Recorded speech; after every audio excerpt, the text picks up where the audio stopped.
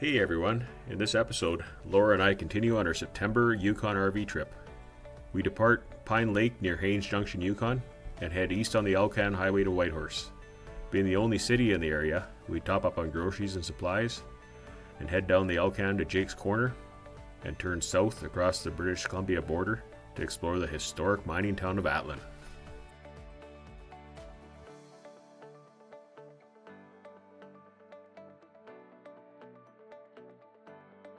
I remembered this local RV site from years ago, a beautiful location right in town on the lake. We camped here on this trip for 4 nights. It did not disappoint.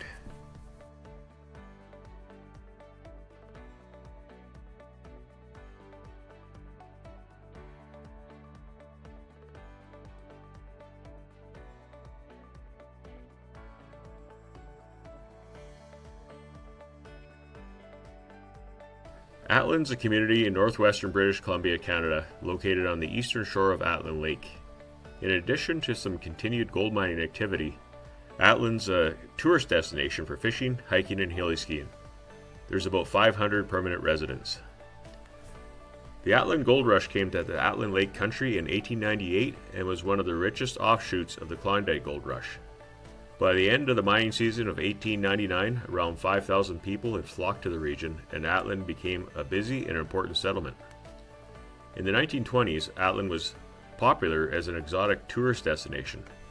There was no road to the settlement, requiring tourists to travel up the Inside Passage, through the Alaskan Panhandle and British Columbia coast, over mountain passes, and then through a series of lakes in the Yukon and British Columbia. The journey ended when the MV Terrain and other lake boats took the tourists across the lake to stay at the large 3-story Atlin Inn. It was during this time when it was nicknamed the Switzerland of the North, because it was surrounded by mountains in much the same way as Switzerland. During the Great Depression, tourism decreased and the White Pass and Yukon route closed their transportation routes and hotel. Atlin was largely isolated from transportation and commerce until the Atlin Road was built in 1949.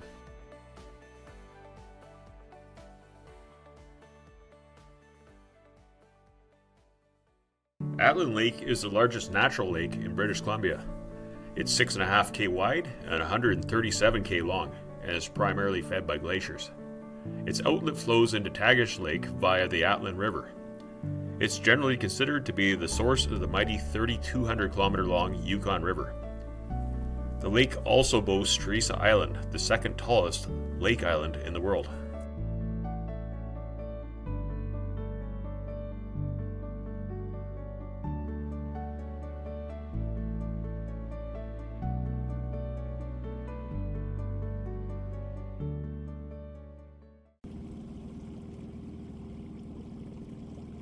A local who used to own the campground that we stayed at asked us how we got so lucky. I said, "What do you mean?" He says, "Well, I've been here 39 years and I've rarely ever seen the water this calm." We took advantage of this right away and took the boat out. We crossed the lake and went into the narrows between Teresa Island and the mainland. I wanted to go further down towards the glaciers, however, the boat wouldn't get up on step. We wasted a bunch of time running back and forth here, playing around with inflation pressures, and the afternoon winds were a concern. One day I'd like to go further down here and check out the even more colorful water, carry on down here if possible, and check out the Llewellyn Glacier, which is a huge glacier that flows down here off the ice fields. We could probably hike down, go to this lake, possibly hike over and have a view of the toe of the glacier right here. However, we'd probably want to bring overnight gear because this lake can blow up pretty nasty and we'd probably get stranded down here for a couple days if it did. Afternoon winds were supposed to start up around 2 o'clock, so we didn't really carry on any further. We just enjoyed the lake, checked out the scenery, took some pictures, got some drone footage, and headed back to town about 2 o'clock. It turned out the wind never really did come up, so we probably could have carried all the way on down to the glaciers and had a look. But we'll leave that for next time.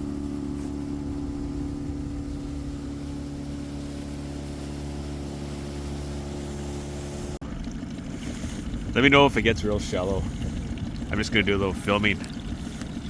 So that is the Atlin River flowing out of Atlin Lake, which is actually the start of the Yukon River.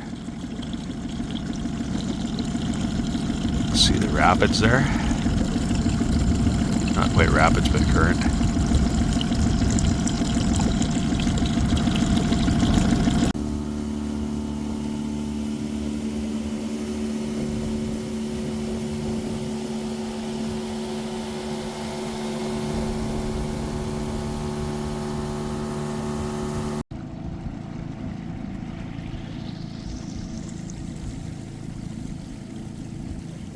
There's something about Atlin. When you walk around town, it's quiet, peaceful, and the people are friendly. You can feel the historic vibe. The scenery is unbelievable. It keeps me coming back.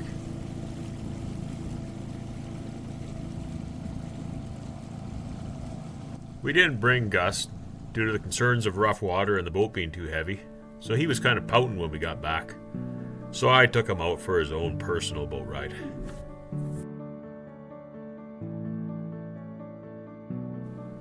This guy doesn't care much for boat rides. Later in the afternoon, we just toured around and checked out town.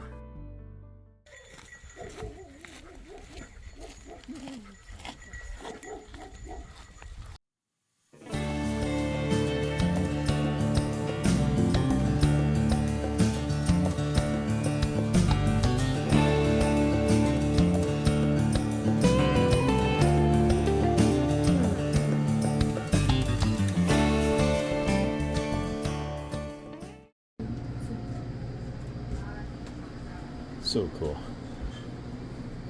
Okay, well, there's no tomatoes other than. Nice. Oh, perfect.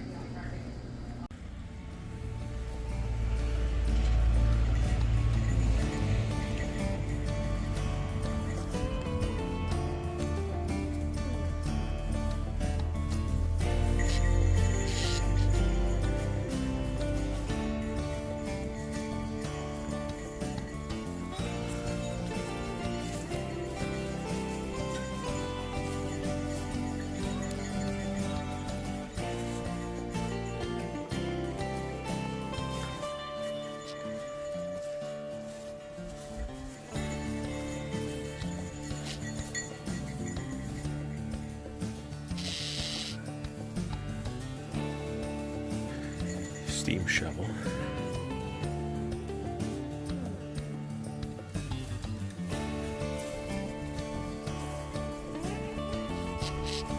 So cool. The Atlin Museum.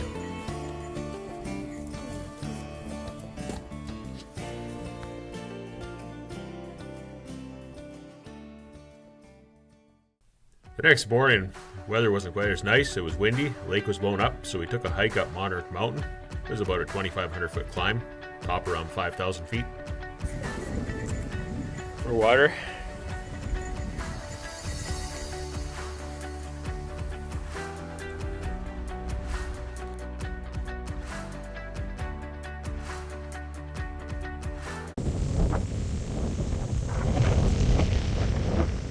Yeah. That goes over to the glaciers. We were partway down that yesterday, and then we got scared. Actually, we were having boat trouble, but I won't talk about that. I'm just saying Laura got scared. No, not at all. I'm not videoing you.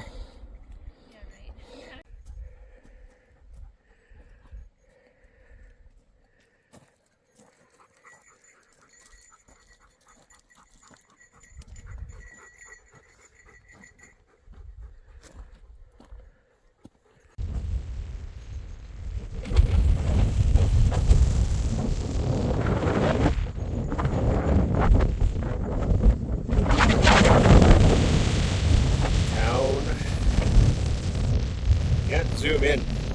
My phone's cold. There's the town of Atlin. Airport, where I used to work. And Surprise Lake is way up there. It's a mining district. A bunch of placer mining. It's still going on up there. Leaf, what is it? Net leaf willow? Yeah.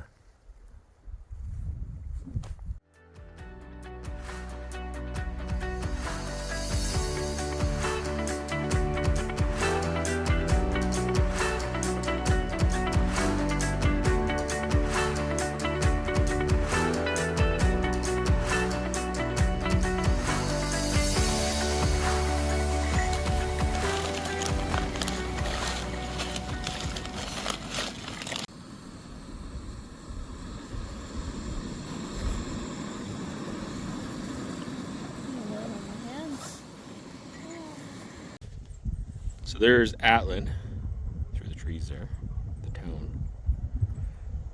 And there's first island, second island, third island.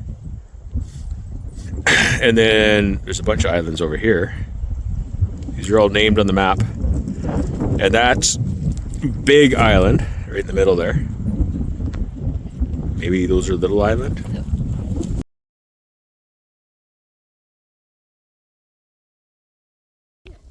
It's got a long tail.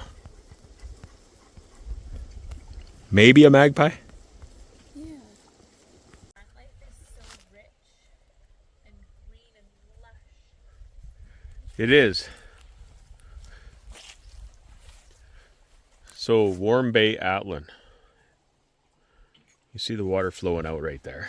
Oh, I would sit in that right now. It's not hot, but it's warm. I don't know if I'd want to sit in this one. There's a nice gravel spot over there where it's really bubbly. Yeah, where it's bubbling, it's just gravel. You can see it bubbling away there. Look at that. Comes right out of the mountain. Spring.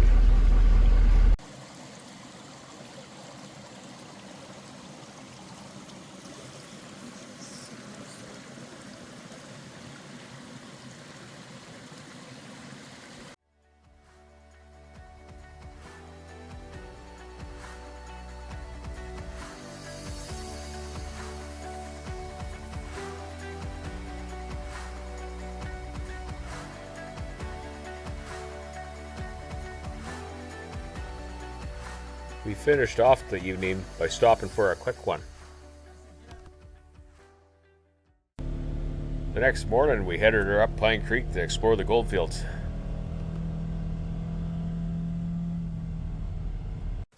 So this is the dredge Powerhouse. Oh, look at that.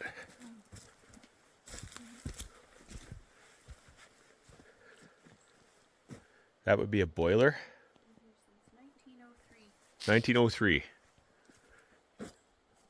So it was a powerhouse to generate power for placer mining, for dredges for placer mining. Kind of like Dawson.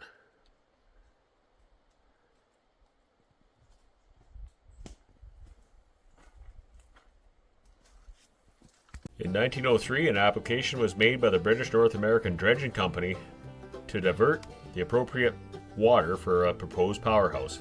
Built below the Pine Creek Falls, it provided electricity to the dredge and mining operations further up Pine Creek, Gold Run, Spruce Creek, and neighboring areas. Powerhouse contained two 350 horsepower steel Bierce Victor high pressure turbine wheels and two Westinghouse type dynamos with generators generating 22,000 volts. Water was supplied to the turbines by way of a 1.6 kilometer ditch and 100 meters of wood flume dividing it into two separate penstocks. Large valves on each penstock allowed the generators to operate independently in case of low water supply, low electrical demand, or for maintenance of one unit at a time.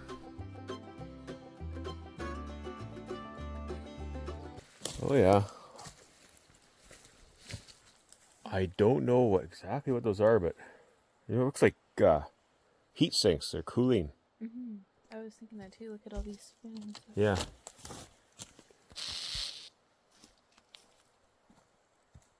So this is the Powerhouse caretaker's cabin.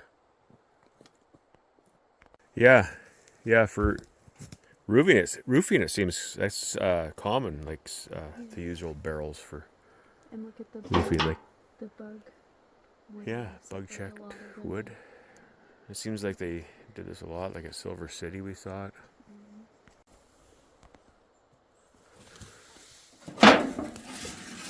Yeah, good roofing.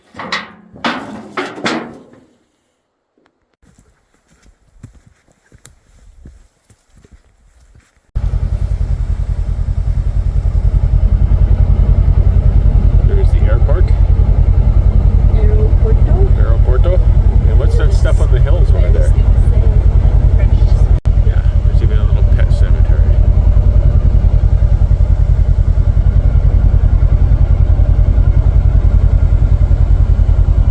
Pine Creek Falls.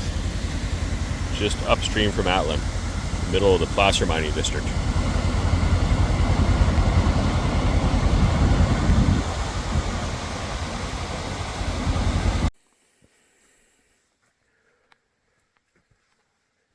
What was it called? This is called the Fairbanks Dipper Dredge.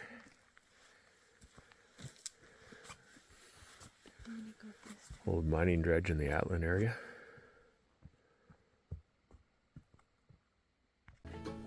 Unlike the bucket line dredges that mine gold in the Dawson area, the Fairbanks Dipper Dredge was actually used to dig ditches. The lack of a consistent water supply hampered hydraulic mining operations in the Atlin area. In 1906, a crib dam was built across the outflow of Surprise Lake. In 1907 and 1908, a 6-foot deep diversion channel, approximately 5 miles long and 26 feet wide, was constructed using this 1-yard dipper shovel.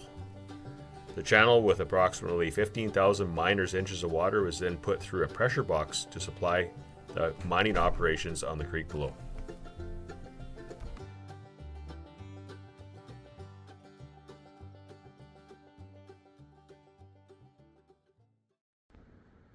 Yeah, digging teeth on the bucket. The other ones just had like scoops.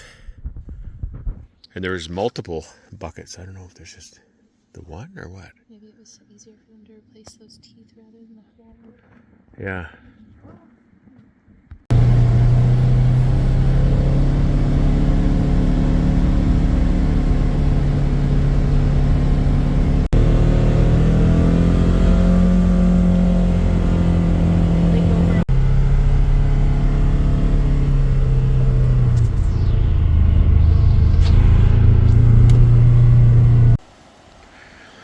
So this is the Boulder Dam, built in the early 1900s to support hydraulic mining operations downstream of here on Boulder Creek. There's a prospector. What? I said there's a prospector. This dam is a good example of the extensive hydraulic mining operations used in the Atlin area. Originally developed during the California Gold Rush in 1853, hydraulic mining required consistent, reliable sources of water. One solution used was to build dams on a creek well above the mining operations area.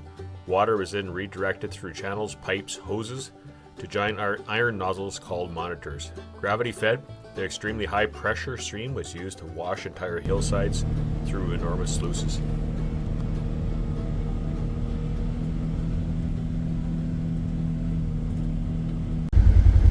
Yeah, these mining trails just carry on forever through this country.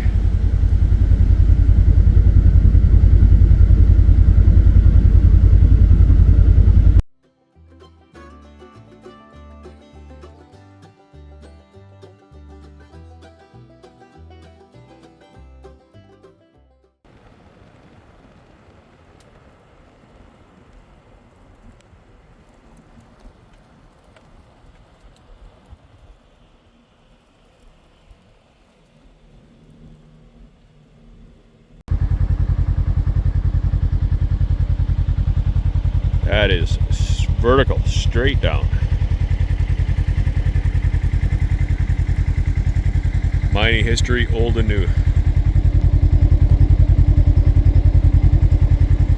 And Surprise Lake. Just east of Atlin.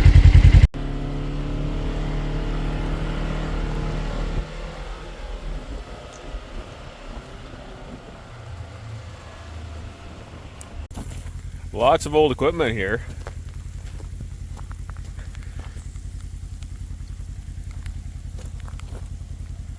Not much working though.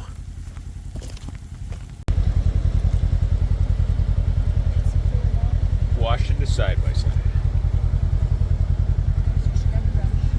I know I should have brought my scrub brush.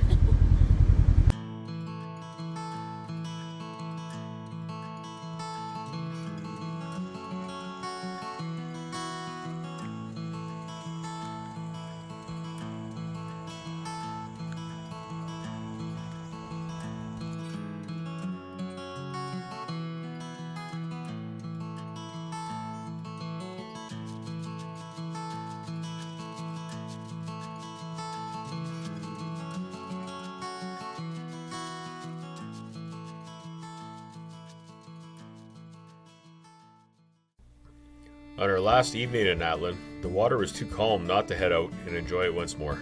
We headed across the lake to the outlet of the Atlin River and the shortest railroad.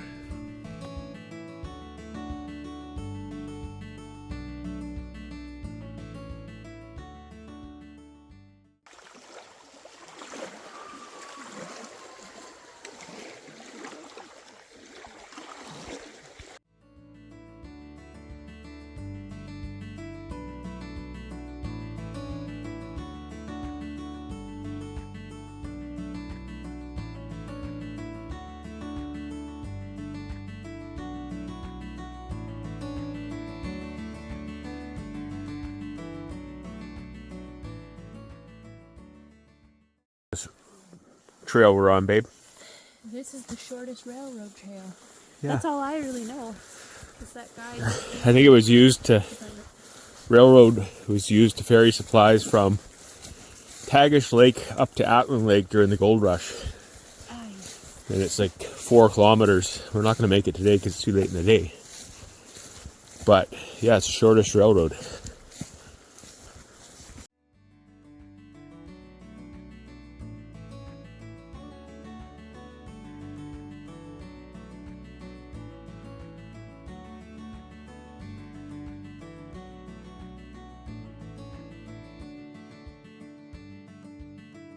You'll see a line running through the bush towards the right side of the footage here.